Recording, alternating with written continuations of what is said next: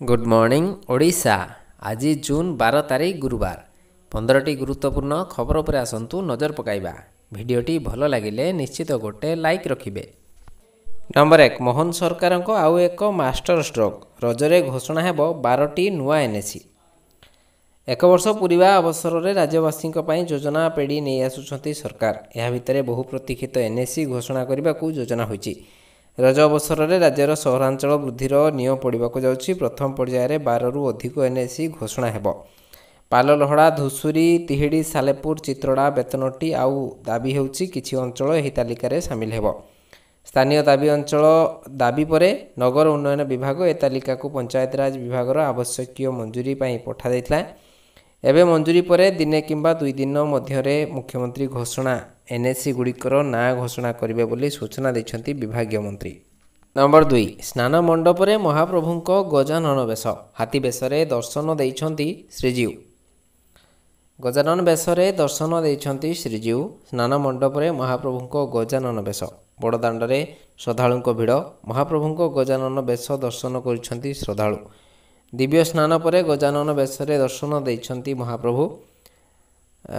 दिन 12:20 अनुष्ठित होइथिला दिव्य स्नान। सुना कूअर 108 सुबासित जल स्नान कर सारिबा परे बड़ ठाकुर प्रभु बलभद्र, महाप्रभु श्री जगन्नाथ और माँ सुभद्रा को भक्त माने हाथी बेशरे दर्शन देखिछंती। एही अपूर्व बेश को दर्शन करी भक्त माने निजको धन्य मने करछंती। नंबर 3 आसंता काली ठारू खसिबो तापमात्रा 2 रु 3 डिग्री जाए खसिबो पारद, कमिबो गुळुगुळी। आसंता काली ठारू खसिबो तापमात्रा, कमिबो गुळुगुळी। आगामी 7 दिन जाए जारी रहिबो वर्षा। 2 रु 3 डिग्री जाए खसिबो तापमात्रा कारण राज्य को फेरुछि मौसुमी जनित वर्षा। आसंता 14 तारिख पर राज्यर अनेक जिल्ला रे मौसुमी जनित प्रबल वर्षा हेबा नै पूर्वानुमान करिछि आंचलिक पाणीपाग केन्द्र। आगामी 4 दिन जाए विभिन्न जिले में वज्रपात होगा नहीं सतर्कता अवलंबन पर सूचना देछि आंचलिक पाणीपाग केन्द्र। सेपटे गत 24 घंटा भितर कालबैशाखी वर्षा राज्यर विभिन्न जिले में होता बेले गंजाम जिले में प्रबल वर्षा होइछि। 66.4 मिलीमीटर रेकर्ड करिछि पाणीपाग विभाग। 7 दिन पर राज्यर समस्त जिले में बिजुली घड़घड़ी वर्षा लगी रहिबो। सेही समय 30 रु 40 किलोमीटर बेगरे झटका पवन बहिपारे। नंबर 4 स्नान पूर्णिमा वरिष्ठ सेवायतों हत्या। स्नान पूर्णिमा वरिष्ठ सेवायतों हत्या। पुरी गुड़िया साई घटी एभली हत्याकांड। मृतक होउछंती महासुआर साईर जगन्नाथ दीक्षित। खबर पाई घटनास्थल टाउन थाना पुलिस घटनास्थल पहुंची तदंत आरंभ करने सह मृतदेह उद्धार कर शव व्यवच्छेद पठाई।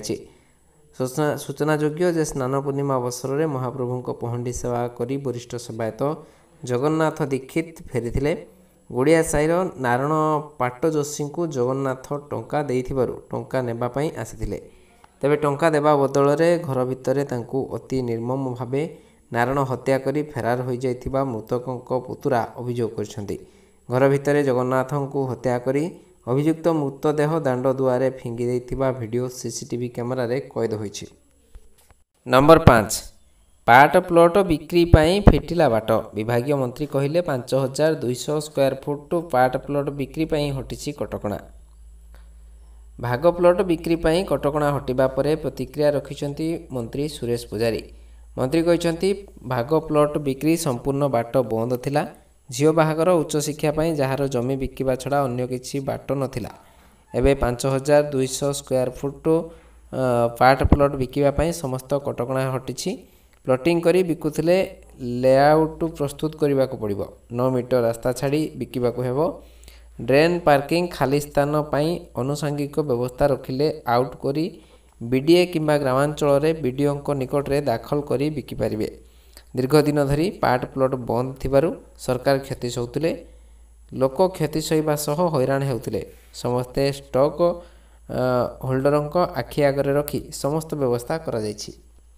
नंबर 6 3टी राज्यर 7टी जिला को मोदी सरकार को बड़ उपहार। 6400 कोटी रेलवे प्रोजेक्ट को मिला मंजूरी। प्रधानमंत्री नरेंद्र मोदी अध्यक्षतार बसिथिबा कैबिनेट बैठक में मंगलवार रेल मंत्रालयर 2टी महत्वपूर्ण प्रकल्प को मंजूरी मिली। एही प्रकल्प रे समुदाय 6405 कोटी टंका खर्च हेबो। झारखंड, कर्णाटक और आंध्र प्रदेश 7टी जिला को सामिल करी भारतीय रेलवेर 2टी ମଲ୍ଟି ଟ୍ରାକିଂ ପ୍ରକଳ୍ପକୁ ମଞ୍ଜୁରୀ ଦେଇଛି। ଏହାଦ୍ୱାରା କେବଳ ରେଲୱେର ପରିଚାଳନା ଦକ୍ଷତାରେ ସୁଧାର ହେବ, ବରଂ ଯାତ୍ରୀ ଏବଂ ମାଲ ପରିବହନ କ୍ଷମତା ମଧ୍ୟ ବଢ଼ିବ। ରେଳମନ୍ତ୍ରୀ ଅଶ୍ୱିନୀ ବୈଷ୍ଣବ ସୂଚନା ଦେଇଛନ୍ତି ଯେ କୋଡରମାରୁ ବରକାକନ ମଧ୍ୟରେ 133 କିଲୋମିଟର ଡବଲ ଲେନ୍କୁ ମଞ୍ଜୁରୀ ମିଳିଛି, ଯାହାର ମୂଲ୍ୟ 3063 କୋଟି ଟଙ୍କା ହେବ। ଏହା ପାଟନା ଏବଂ ରାଞ୍ଚି ମଧ୍ୟରେ ଦୂରତାକୁ ହ୍ରାସ କରିବ। ନମ୍ବର 7, ଟାରିଫକୁ ନେଇ ଆମେରିକା ଚୀନ ମଧ୍ୟରେ ଡିଲ୍। ଆମେରିକା ରାଷ୍ଟ୍ରପତି ଡୋନାଲ୍ଡ ଟ୍ରମ୍ପ ବୁଧବାର ଏକ ବଡ଼ ଘୋଷଣା କରି କହିଛନ୍ତି ଯେ ଚୀନ ସହିତ ବ୍ୟବସାୟ ନେଇ ଡିଲ୍ ହୋଇଯାଇଛି। ଏହି ଡିଲ୍ ମୁତାବକ ଚୀନ ମ୍ୟାଗ୍ନେଟ୍ ସମେତ ଦୁର୍ଲଭ ଖଣିଜ ସମ୍ପଦ ଆମେରିକାକୁ ଯୋଗାଣ କରିବ। ଏହା ବଦଳରେ ଆମେରିକା ଚୀନ ନାଗରିକଙ୍କୁ ନିଜର କଲେଜ ଓ ବିଶ୍ୱବିଦ୍ୟାଳୟମାନଙ୍କରେ ଆଡମିସନ୍ ଦେବ।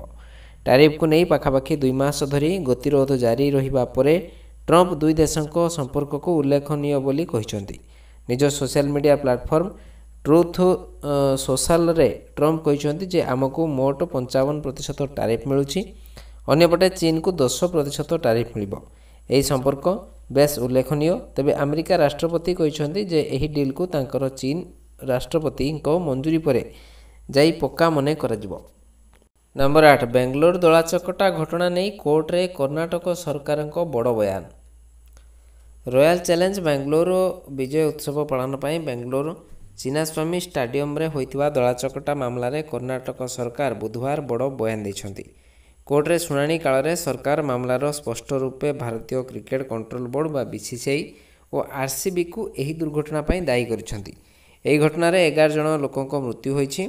ସରକାର କୋର୍ଟରେ କହିଛନ୍ତି ଯେ ଏହି ଇଭେଣ୍ଟ ପାଇଁ କୌଣସି ଅନୁମତି ନିଆଯାଇନଥିଲା ଓ ଆୟୋଜକମାନେ ସୋସିଆଲ ମିଡ଼ିଆ ମାଧ୍ୟମରେ ସାରା ଜଗତକୁ ଡକାଇ ଆଣିଥିଲେ। ଏହି କଥା ସେତେବେଳେ ସାମ୍ନାକୁ ଆସିଛି ଯେତେବେଳେ କୋର୍ଟରେ 4 ଜଣଙ୍କ ଆବେଦନ ଶୁଣାଣି ହୋଇଛି, ଯେଉଁଥିରେ RCB ମାର୍କେଟିଂ ହେଡ୍ ନିଖିଲ ସୋସେଲ ମଧ୍ୟ ସାମିଲ ଅଛନ୍ତି। ଏମାନେ ସେମାନଙ୍କ ଗିରଫଦାରୀକୁ କୋର୍ଟରେ ଚ୍ୟାଲେଞ୍ଜ କରିଛନ୍ତି। ଏହି ମାମଲାରେ କୋର୍ଟ ଜଜ୍ SR କୃଷ୍ଣ କୁମାରଙ୍କ ଏକକ ବେଞ୍ଚ ଶୁଣାଣି କରିଛନ୍ତି। ନମ୍ବର 9, ପ୍ରଧାନମନ୍ତ୍ରୀଙ୍କ ଫୋକସରେ ଓଡ଼ିଶା। 7 ମାସରେ 5 ଥର ଓଡ଼ିଶା ଆସି ସାରିଛନ୍ତି ପ୍ରଧାନମନ୍ତ୍ରୀ। ଆସନ୍ତା 20 ତାରିଖରେ ରାଜ୍ୟ ବିଜେପି ସରକାରର 1 ବର୍ଷ ପୂରିବା କାର୍ଯ୍ୟକ୍ରମରେ ଯୋଗ ଦେବାକୁ ଆସୁଛନ୍ତି ପ୍ରଧାନମନ୍ତ୍ରୀ ନରେନ୍ଦ୍ର ମୋଦି। ଏନେଇ ବିଜେପି ରାଜ୍ୟ ସଭାପତି ମନମୋହନ ସାମଲ ସୂଚନା ଦେଇଛନ୍ତି। ଭୁବନେଶ୍ୱର ଜନତା ମଇଦାନରେ ହେବ ଭବ୍ୟ କାର୍ଯ୍ୟକ୍ରମ। ଏବେ ସୁଦ୍ଧା ସୂଚନା ଅନୁସାରେ ଅପରାହ୍ନ 3ଟା ବେଳେ ଭୁବନେଶ୍ୱରରେ ପହଞ୍ଚିବେ ପ୍ରଧାନମନ୍ତ୍ରୀ।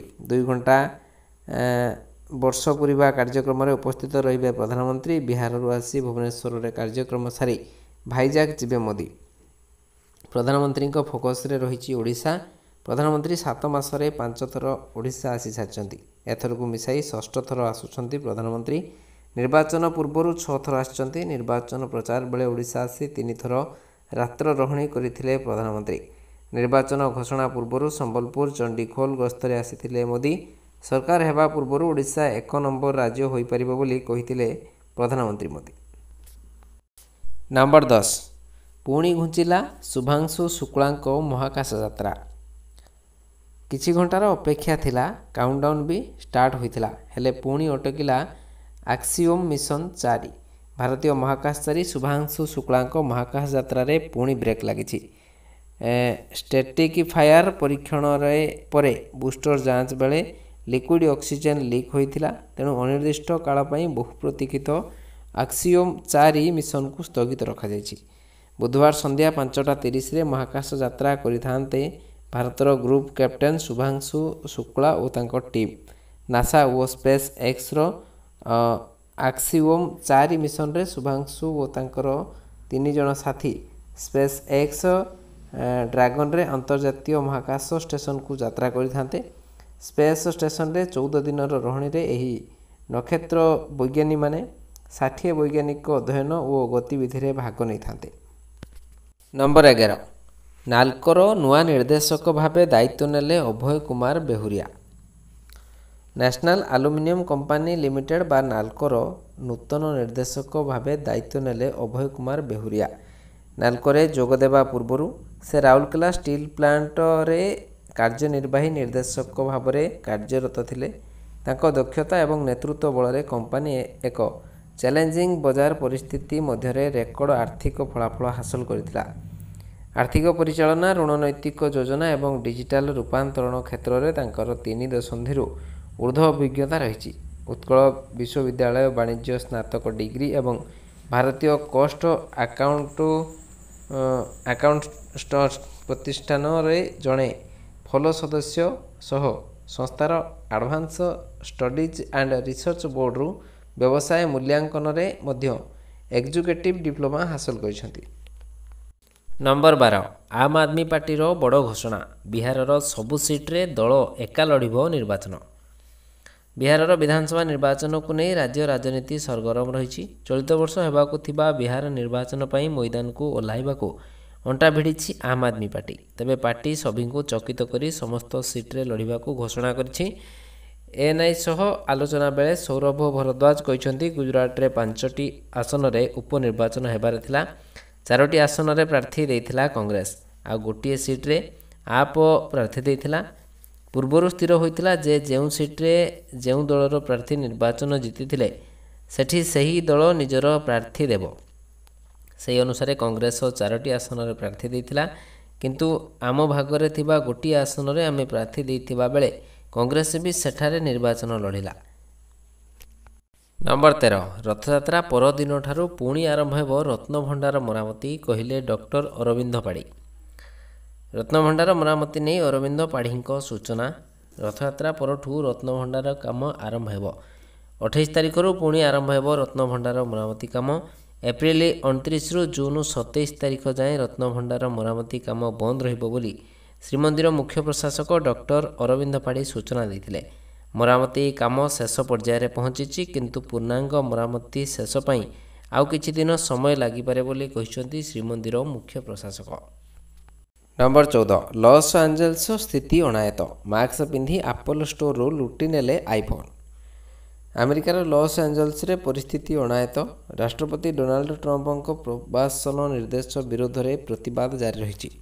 ସ୍ଥିତି ନିୟନ୍ତ୍ରଣ ପାଇଁ ଡ୍ୟୁଟିରେ ନୌସେନା ସୈନିକ ନିୟୋଜିତ ହୋଇଛନ୍ତି।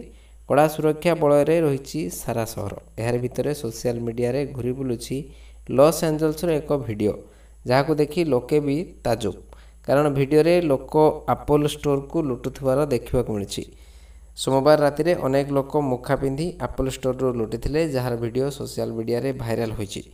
ଭିଡ଼ିଓରେ ହୁଡି ଏବଂ ମାସ୍କ ପିନ୍ଧିଥିବା ଲୋକମାନେ ଷ୍ଟୋରରେ ଭଙ୍ଗାରୁଜା କରୁଥିବାର ଦେଖାଯାଉଛି। ଏହାପରେ ଆପଲ ଷ୍ଟୋରରେ ପ୍ରବେଶ କରି ଅନେକ ଗ୍ୟାଜେଟ୍ ଲୁଟିଥିଲେ। ପୋଲିସ ପହଞ୍ଚିବା ମାତ୍ରେ ଅନେକ ଲୋକ ଷ୍ଟୋରରୁ ଦୌଡ଼ି ପଳାଇ ଯାଉଥିବାର ନଜର ଆସିଛି।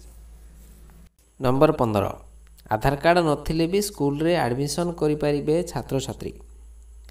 ଆଧାର କାର୍ଡ଼ ନଥିଲେ ସ୍କୁଲରେ ହେବ ଆଡ଼ମିସନ୍। ପରବର୍ତ୍ତୀ ସମୟରେ ଆଧାର କାର୍ଡ଼ କରି ସ୍କୁଲରେ ଦାଖଲ କରିପାରିବେ ଛାତ୍ରଛାତ୍ରୀ। ଏନେଇ ବିଦ୍ୟାଳୟ ଓ ଗଣଶିକ୍ଷା ମନ୍ତ୍ରୀ ନିତ୍ୟାନନ୍ଦ ଗଣ୍ଡ ସୂଚନା ଦେଇଛନ୍ତି। ଯେଉଁ ପିଲାଙ୍କର ଆଧାର କାର୍ଡ଼ ନାହିଁ ତାଙ୍କର କେମିତି ଆଧାର କାର୍ଡ଼ ହୋଇପାରିବ, ସେଥିପାଇଁ ସରକାର ବ୍ୟବସ୍ଥା କରିବେ ବୋଲି ମନ୍ତ୍ରୀ କହିଛନ୍ତି। ସେପଟେ ସ୍କୁଲ ଡ୍ରପ୍ ଆଉଟ୍ ନେଇ ଗଣଶିକ୍ଷା ବିଭାଗ ପକ୍ଷରୁ ସର୍ଭେ କରାଯାଇଛି। ଚାଇଲ୍ଡ ଟ୍ରାକିଂ ସର୍ଭେ ବିଭାଗ ତରଫରୁ କରାଯାଇଛି। ପିଲା କେଉଁ କାରଣରୁ ଡ୍ରପ୍ ଆଉଟ୍ ହେଉଛନ୍ତି ଏବଂ ସ୍କୁଲକୁ ଯାଉନାହାନ୍ତି, ଏନେଇ 18 ବର୍ଷ ବୟସର ପିଲାମାନଙ୍କର ସର୍ଭେ କରାଯାଇଛି। ଡୋର୍ ଟୁ ଡୋର୍ ଯାଇ ଶିକ୍ଷକମାନେ ସର୍ଭେ କରୁଛନ୍ତି। ସେହି ସର୍ଭେ ରିପୋର୍ଟ ଆସିଲା ପରେ ପଦକ୍ଷେପ ନେବେ ସରକାର। ସରକାର ରିପୋର୍ଟକୁ ଅଧ୍ୟୟନ କରି କ'ଣ କରାଗଲେ ଡ୍ରପ୍ ଆଉଟ୍ କମିବ, ସେହି ଅନୁସାରେ ପଦକ୍ଷେପ ନେବେ। ଏହାସହ ସରକାରଙ୍କ ପକ୍ଷରୁ ST, ST, SC, ST ଛାତ୍ରଛାତ୍ରୀଙ୍କ ଡ୍ରପ୍ ଆଉଟ୍ କମାଇବା ପାଇଁ ମାଧୋ ସିଂ ହାତ ଖର୍ଚ୍ଚ ଯୋଜନା କରାଯାଇଛି। ବାସ୍ ଆଜି ପାଇଁ ଏଇଠି ରଖୁଛି। ପୁଣି ନେକ୍ସଟ ବି ଲାଟେଷ୍ଟ ଅପଡ଼େଟ୍। ସେ ପର୍ଯ୍ୟନ୍ତ ବିଦାୟ ନେଉଛି।